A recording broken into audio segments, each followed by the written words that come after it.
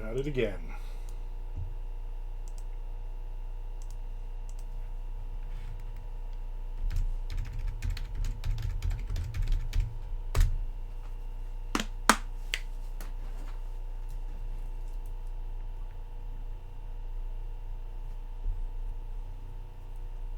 I keep track of stuff.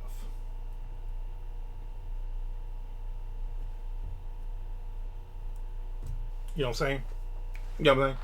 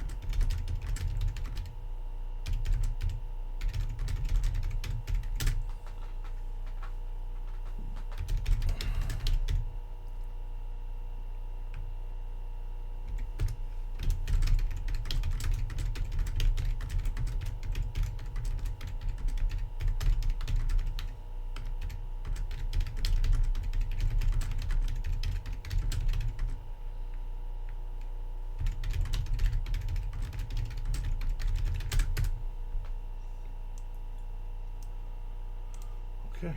Chapter done.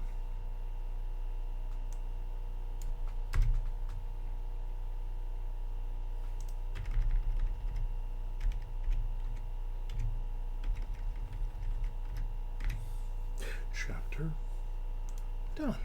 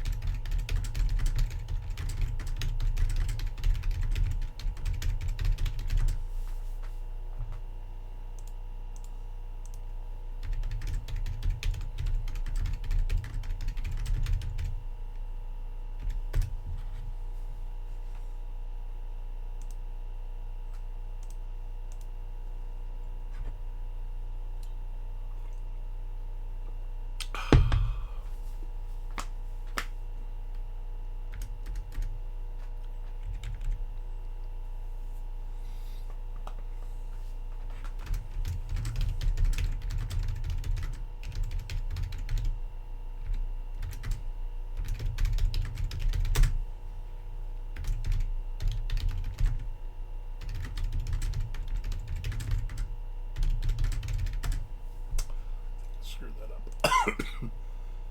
I gotta go back.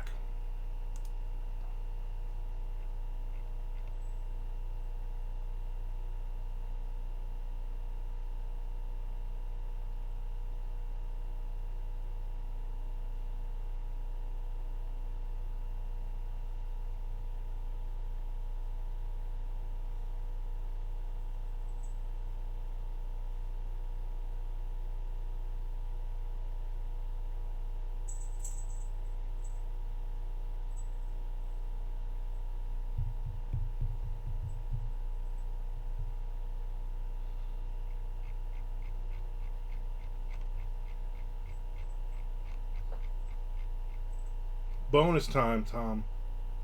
Bonus. How are you doing today?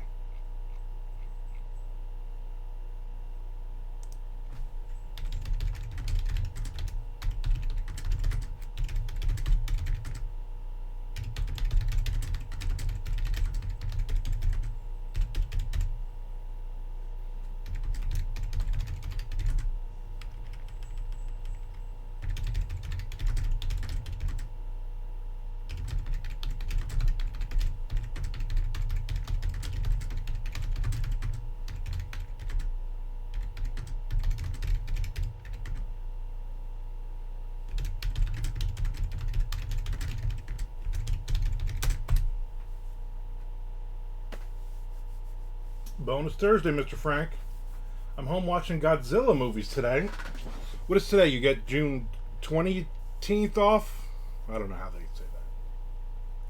93 degrees in an office with no air conditioner working. That totally sucks. It is 85 here, but I looked at it as 97 in actuality. And again, very windy. Every day this week has been very windy. We had a huge storm roll through last night, which was nice. Keeps the grass growing. You know, I'm an old man now. We talk about rain is good, and we need it for the grass. Took the day off for daughter's middle school graduation. Bullshit. Seriously, middle school graduation? I remember being a kid back when this wasn't all ridiculous. Let's throw middle school graduation parties and all this other stupid shit. I can remember my mother going, "Why are you home?" Because Friday was the last day of school. It's Monday. "Oh, you're home for the summer?" "Yeah." "Oh, all right." And that was how they knew that we were home. We didn't have second grade. "Oh, they graduated from second grade. Let's have a parade." They gave us a hot dog party when I graduated from the same middle school. Really? That's a crazy middle school you got up there. No wonder those kids in Sayreville are insane. Bunch of animals. Here's a hot dog. No graduation parties for us. "You're home for the summer, now stay outside until dinner." Pretty much, yep. Pretty much. Unless we were punished, which me and my brother were punished quite often. Yeah, it was pretty much if you come inside, you stay inside. So, and it was 11 o'clock here. "Hurry up and eat this mac and cheese I made, and then there's your lunch. Don't come back till 5 o'clock. When you see your father's car pull in the driveway, get your ass back inside." Rainy days were the worst, yeah. Rainy days were, we would, luckily we had 6 kids across the street, the Dowds. And we had 5 kids, the Bennings, and then we had me and my brother. So all right there, you'd walk out onto the porch, the steps, and you would shout, and then one of the kids would come, a designated kid would come to the door and be like, "What are we doing today?" I'm like, "Let me ask my mom if you guys can come over." "Okay." "No, my mom said no one's allowed in the house today." "Okay, hold on. Dave, can we come over?" "Let me check." "No, all right, Mom, can we have..." She's like, "You want me to bring 11 more kids and go 13 kids in the house?" "No." "Yeah, all right." She's like, "Play with your brother." I'm like, "I hate my brother." And then we end up fighting and beating each other up. And usually it was rainy days was the reason that we were punished for the next week. I just reread a book. Back then we couldn't have 1,000 new books a day to choose from. Yeah. Luckily my mother had a tremendous amount of horror paperbacks. She had one wall of their bedroom was a giant bookshelf, floor to ceiling bookshelf. No windows in that wall. And it was thousands and thousands of paperbacks. So I got to read quite a few books. I don't know if you saw, I copied your thing yesterday, Tom, for the 20 books with no nothing about it. Just post 20 book covers in 20 days. I posted Phantoms yesterday by Dean Koontz. That was one of my favorite books when I was 13. And I think at 5 o'clock, about 5:15 every day, I've scheduled out 20 covers. So every day will be another. I've never seen the movie. Everybody says do not watch the movie, so I'm not going to watch the movie.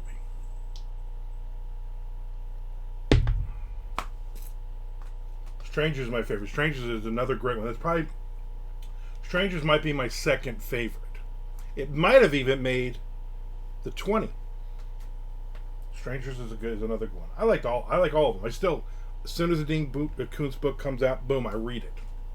Dean Boone's book. I'm there. I went through a list one time several years ago, before he signed with Amazon and made it a lot easier to get all of his books because then you can get them in Kindle Unlimited now. But I went through, and I also have the the Dean Koontz Collection, which is a paperback, and it lists up through like 1995 maybe, every book, every short story, everything he's ever released, and all the stuff that is no longer in print, all the stuff that was under other K. Dwyer and other Lee Nichols, all the pen names he had in the 70s and 80s, and I read every single thing in that book that I could get my hands on that was still in print.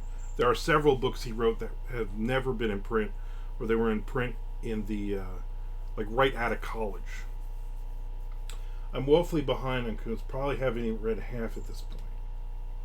Well, if you've read half, you've read about 150 books. I like his new stuff. I was a big fan of Odd Thomas. At first, I didn't think I was going to be. I'm not a huge fan. I was not a huge fan of the Frankenstein stuff he did. But it wasn't bad. It just was not. I don't know. Let's try something different. No, don't try something different. Just write about a golden retriever. The Funhouse by Owen West. Didn't know it was Koontz when I read it. Yeah, that's another good one. I read that on a trip. I don't remember why I was going. I think I was in a van with bands. I think we were going to Illinois. I think in the 90s when I was managing bands, and I bought an old beat up copy, the Owen West version, and I knew it was Dean Koontz. And I read the entire book on the trip while everybody else was listening. For some reason, I remember on most of those trips when we went out of town and played gigs in other states, for some reason Doug, the guitar player, who also drove the van, would have that freaking Fastway, that Trick or Treat soundtrack cassette. And that was all we listened to for like 10 straight hours. I grew to hate that album. You haven't read either of those series. I didn't even know he wrote that under a pen name until just now. Yeah, he's got he had a bunch of different pen names. So he released he started in the 60s writing science fiction, bad science fiction. I even bought all of his old science fiction ones. And those were those old school 60s twofers. So it was like one side was a Dean Koontz science fiction book, and then the other side you flip it over and it was another author. I think he did 3 or 4 of those. I read all of those. I bought them on eBay. Read all of those, and not good. But again, he was like 19 years old or whatever when he started publishing, and then he. Yeah, he's had a bunch of paintings. The problem was he was writing horror in the 80s, and then the publisher did not want him to put out. They wanted one book a year, and he's like, I'm writing 3 and 4. And they're not horror books. He did like adventure books, and he did science fiction stuff, and he did just random, whatever he wanted to write. And so he decided to do, there's like K. Dwyer, and then there's a female named Dwyer, And then there's Lee Nichols, there's Owen West, there's like 5 or 6, there's a bunch of them.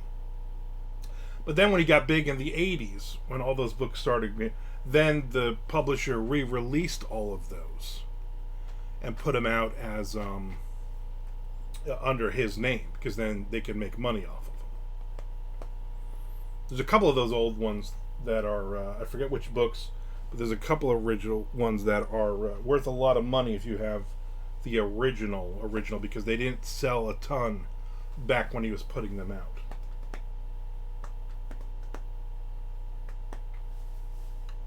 But I like his new stuff. I like a lot of his new stuff.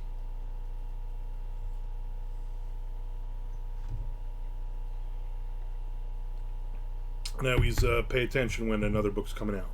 There's always another book coming out. As soon as he puts out a book, here's the next one in 3 months, 4 months, whatever it is. I think he's got another one coming in September or something. My favorite author.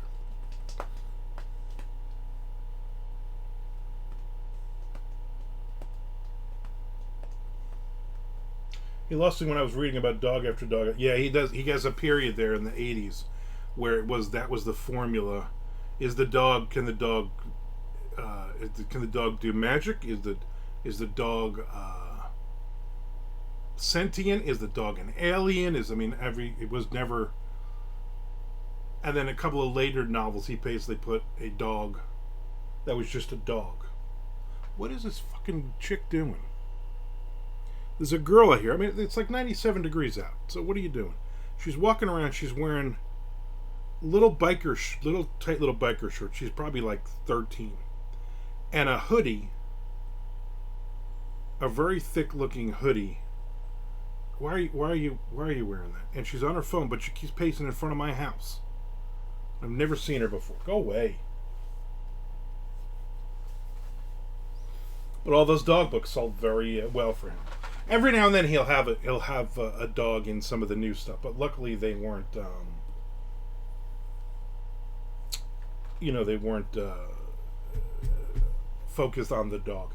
They weren't even bad books when I was like, enough already with the sentient dogs. Yeah, I think everybody basically said that. He even wrote a nonfiction book about his dog, about his golden retriever. So that I have not read. I have it. I have a copy of it.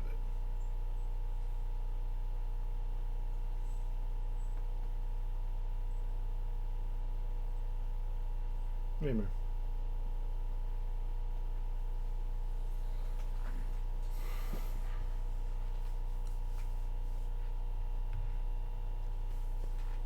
Cujo, yeah, one of my favorite Dean Koontz books.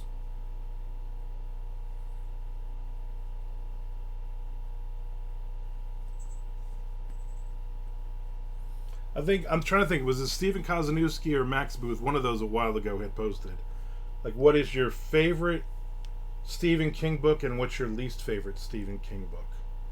And I posted and I said Odd Thomas, and I had about 15 people comment. One person said, I've never read that, and then somebody else was like, no, that's a Dean Koontz book. Yeah, that's a Dean. Everybody. And then I forget if it was Kaz or if it was Max, but basically they said it obviously is a joke that you obviously didn't get. Except for that person on Books of Horror who tried to cancel him because the narrator was obviously Koontz just being oh my god, I know.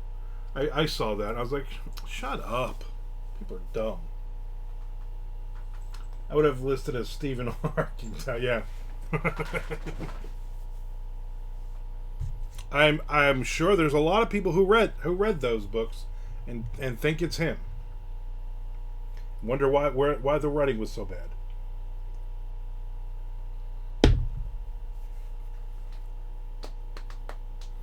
I would have done that, but then I would have had to done homework and looked up names of books and stuff. I was like, forget it. Is that even worth it? You know what I'm saying? Is it worth my time? Is it worth yours? Is it worth anybody's time? No. No time.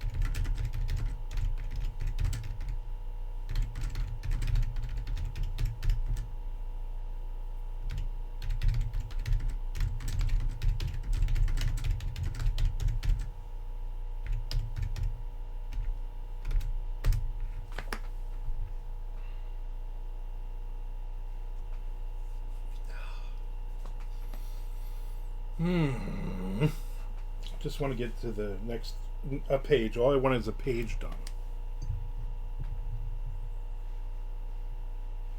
I wrote a little bit this morning, so. No, Mr. Frank, not yet.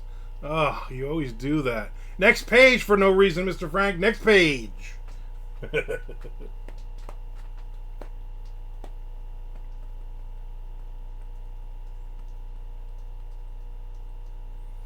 My knee still hurts, but I can put my. It is like a battle cry. I can put my prodigious weight on it, and it doesn't. It feels weird, but I can walk on it now at least.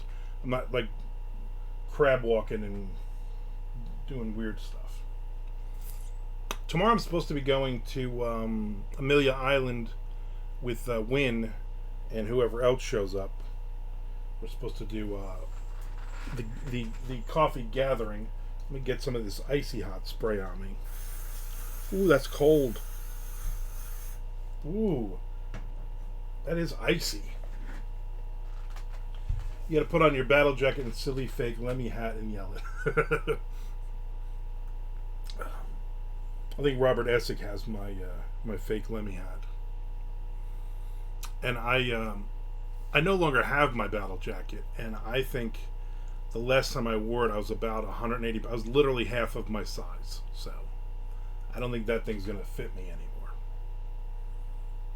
I'm gonna guess when I moved, it was hanging in my parents'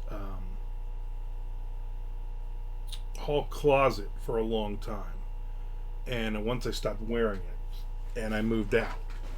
But then I'm sure they got rid of it when they moved to Florida. Just a shame. I wish they had brought it with them. I would have proudly have hung it up on the wall behind me.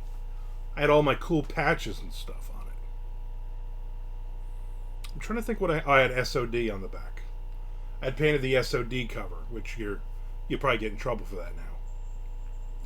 And I had all the guys in the band had signed it,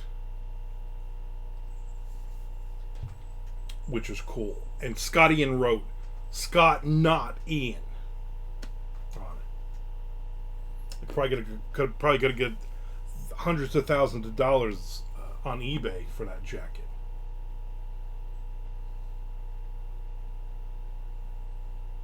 I'm trying to think. I think I got Charlie Benante sat behind me at the Metallica show at the Capitol Theater in Passaic in '86 or '87, one of those.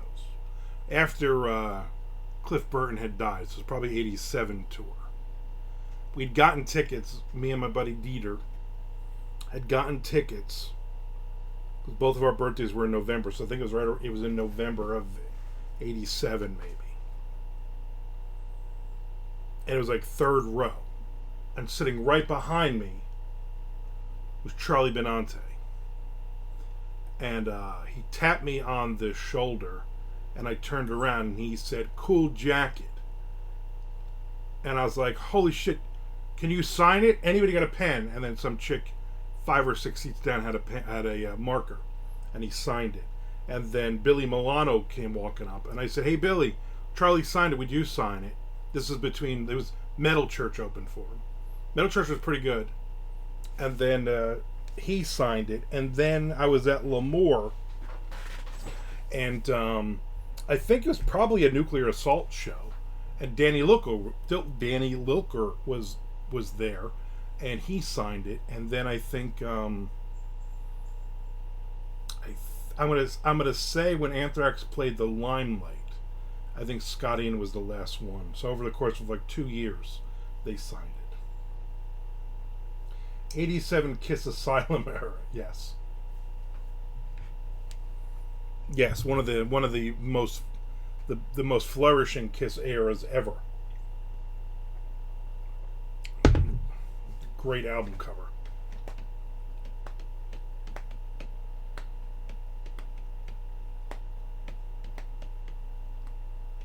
Your Jethro Tull patch signed by Jethro. Yeah, but I called him Mr. Tull. Can you, Mr. Tull, please? Can you put the flute down and can you sign this?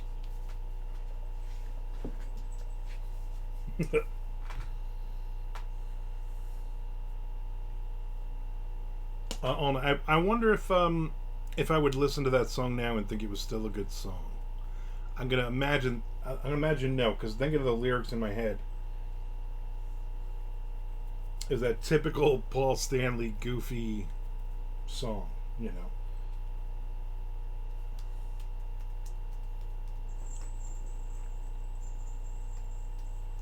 Mr. Zeppelin, can you sign this? Lead, can I call you Lead? Pink, come on, Mr. Floyd, come over and sign my patch.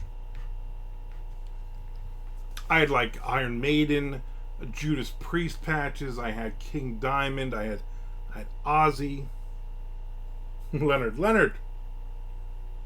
I had Accept, and I had a cool Accept patch. I had a old school Twisted Sister one that somebody had given me. What is this now?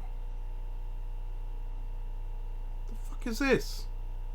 Somebody just pulled up real fast in front of my house, slammed on the brakes, almost lost their oh, it's a cat food, cat litter delivery. Bullet Boys. No, I never had Bullet Boys. I was not a Bullet Boys fan. They had a couple of songs, you know. That, what was it? For the Love of Money, not great. I like their John Waite cover. John Waite, Tom Waite, John Waite, dude from Bad English. Tom Waite cover of "Hang On, St. Christopher" was alright. Power Mad now. I'm trying to think what other bands I had patches of. I had a bunch of them. Cool part was I'd go buy a new patch, and I'd be like, Mom, can you sew this? Can you sew this patch on? And then she'd sew it. She'd sew a new patch on. Of course, I had a Metallica patch, and I had this little, very small Slayer one. Loggins and Messina, of course. I even had Kenny Loggins, and I had a Messina patch. I had all three. I had them together, and then their huge solo careers across the back. I can't remember who else. I think I had a Motley Crue patch. I don't know why. I was never a huge Motley Crue fan. Just the patch looked cool. It was the Shout of the Devil one, so it had the pentagram between Motley and Crue. That's probably why I got it, because I was badass back then. Thor, the band from Canada. I had their patch because it came with one of the 7-inch records I bought. The Thunder on the Tundra 7-inch. And it came with a patch. And I sewed that patch on. Thor. Well, now people would be like, if they saw that now, they'd be like, oh yeah, I'm a Spider-Man fan myself. But, you know, that's a cool Thor patch you got.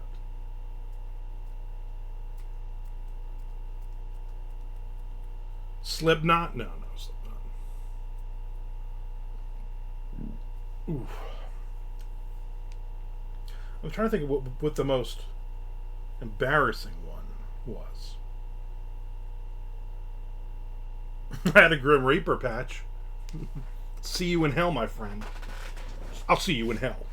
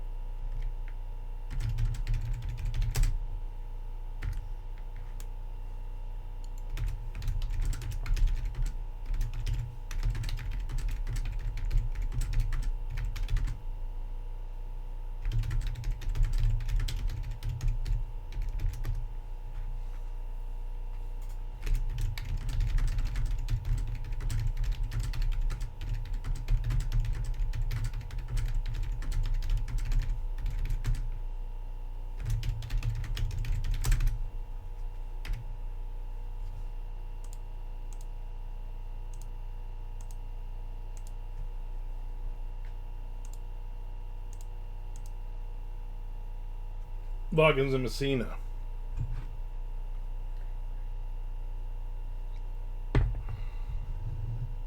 Watched the episode 2 and 3 of the new season of Mayor of Kingstown last night.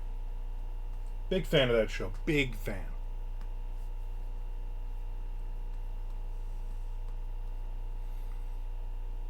On Paramount Plus. They release them every Monday. They release them in a new episode every week. And I'm just not used to that. You know, I'm not built for waiting a week for another episode.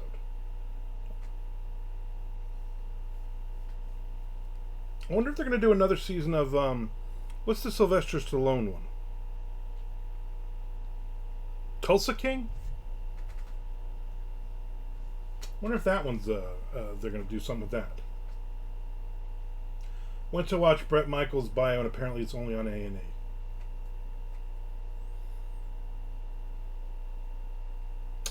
Yeah, probably. It'll eventually drop somewhere else. Tom watched episode 1, 2, and 3 of the new The Boys season. I've never watched The Boys. It's one of those shows that my wife's like, we should watch that. And I'm like, all right. But then we got other stuff we're watching. So, new season of Josh Gates was last night. So we watched that. What's funny is we're watching it. It's the new season, and they're searching for Alexander the Great's gravesite. It's missing. We don't know where he was buried. And I'm just sitting there. I'm like, in 334 BC, he thoroughly defeated the army of Persia. And Shelley's like, "What are you talking about?" I'm like, Alexander the Great. I'm like, Iron Maiden wrote like a 57-minute song about him, and I learned all about Alexander the Great. Like, you don't want to know how he died and where he died? She's like, no, please don't quote any more song lyrics.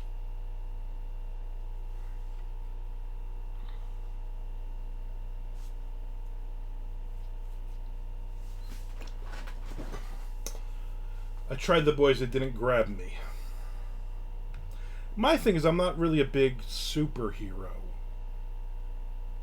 person. The song sounded like horses galloping. Name the Iron Maiden song that doesn't sound like horses galloping. Shelley always knows when she's flipping around on the satellite radio. She always knows it's Iron Maiden before it starts. Before she looks at the screen, because of the galloping bass line.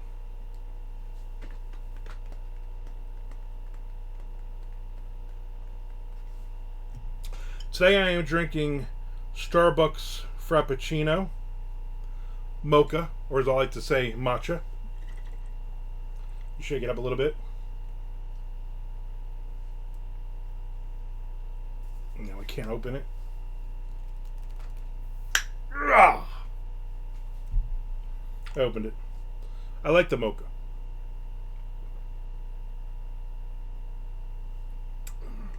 Bottle's already sweating. Gonna make you sweat till you bleed. Is that dope enough? Indeed.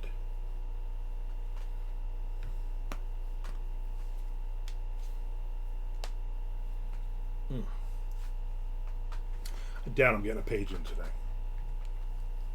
Tom, how's the writing going? Are you doing any of the Fiona stuff?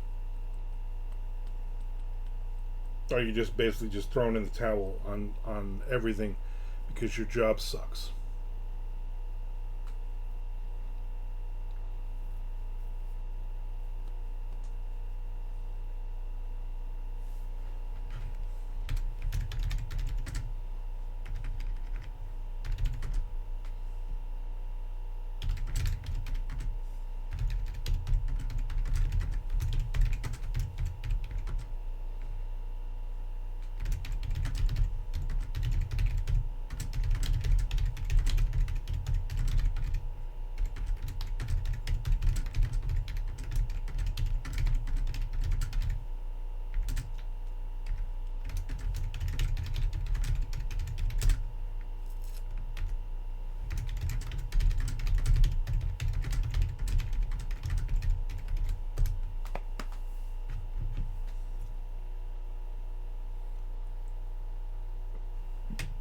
Ooh.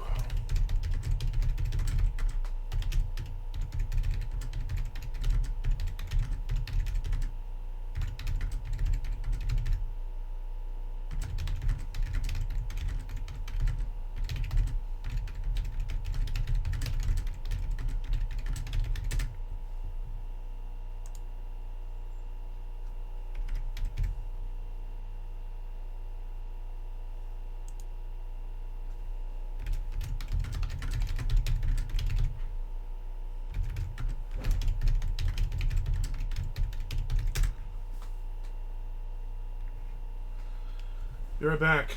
Cat just knocked something over. Let me kill this cat.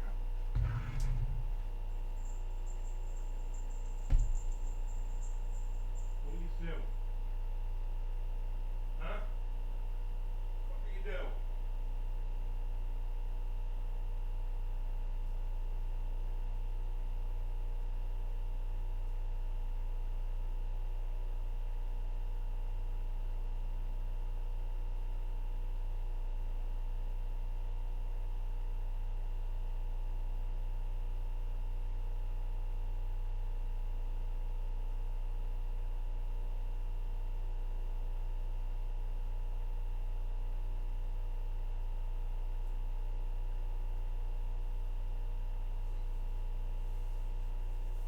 I have no idea what they knocked over.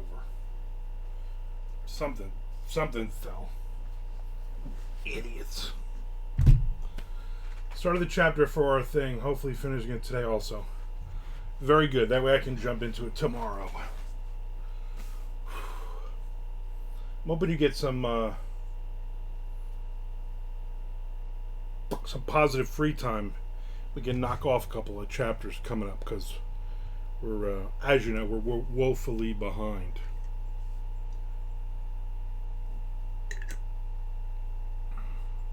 And I don't just use the word woefully willy-nilly.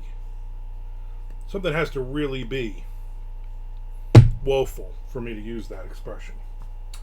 Armcast never heard. This shirt did not fit me, even though I've gained a few pounds over the last week by not being able to walk. The shirt was very tight on me, now it's just tight on me. I'm never going to wear it out of the house. But, you get the idea.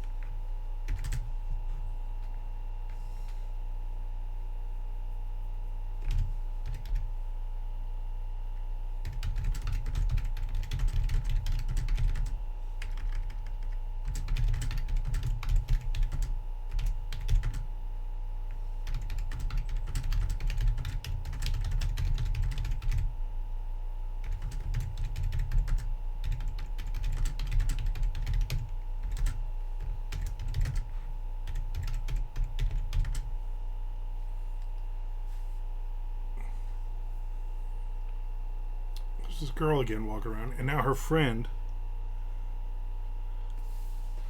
What are they doing? It's too hot to be walking around, and you're freaking wearing sweat shirts. What are you, nuts?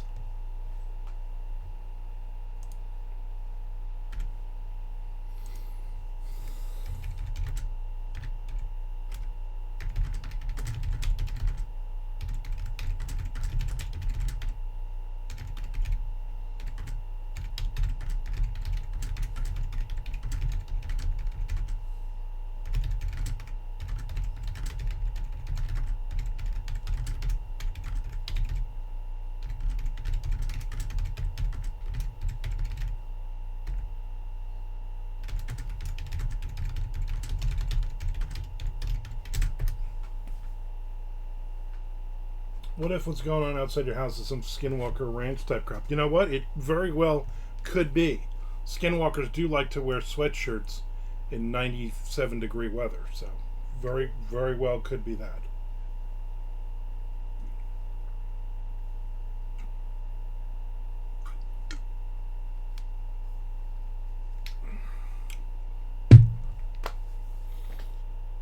I once watched a Judas Priest live concert. Okay? And in the concert, Rob Halford takes a big sip of water. It could have been vodka, but I would imagine it was water. And he puts it in, this is what he does. Make pretend this is water.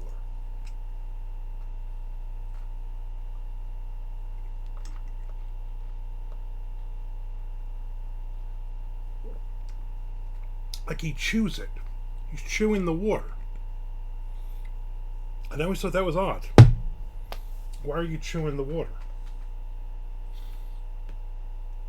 They just came back, but then one of them, the other girl, turned into a dire wolf. So I think we are getting into some Skinwalker Ranch stuff. Could have been, male product. I don't know what it was. It just was a weird thing. And I remember, I was like a teenager then. So, you're going on like 30 or 40 years later, I still remember that.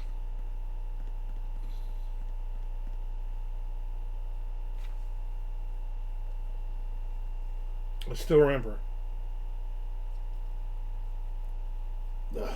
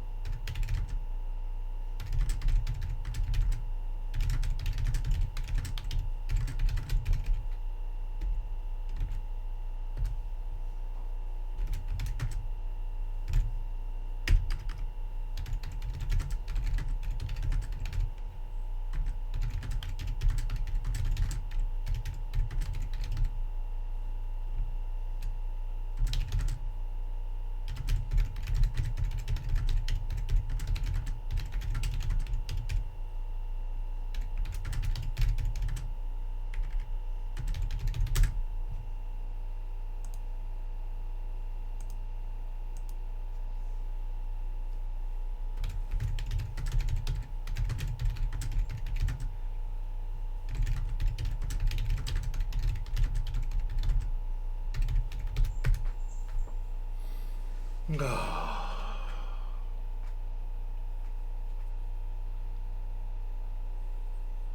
so I've hit my page. I'm happy with that. I'm not going to do much more. I'm not going to stress. I think I'm going to wrap this up. Want to remind everybody to resubscribe and also to go hang out with me over on the YouTube as well.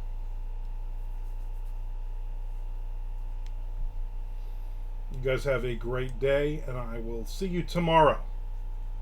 I will be on tomorrow regularly scheduled time. Have a good day. Skeet.